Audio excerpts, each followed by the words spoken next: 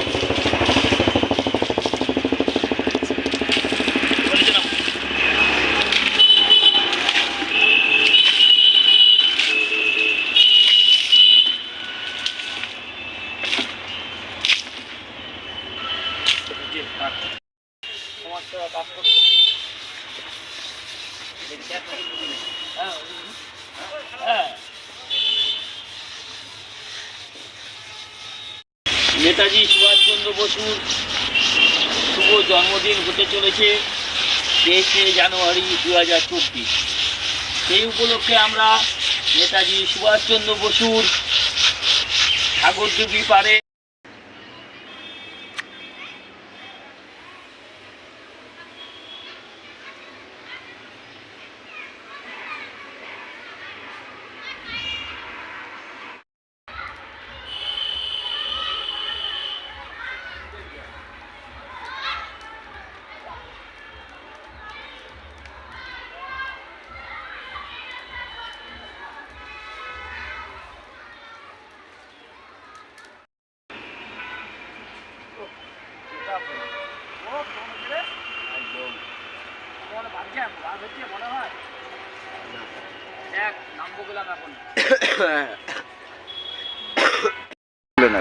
আজ আমরা রয়েছি দিনহাটা কোথায় কৃষি মেলা ময়দানে। সেই ময়দানে একটি নেতাজি সুভাষচন্দ্র বসুর মূর্তি রয়েছে, খুবই নোংরা হয়ে রয়েছে।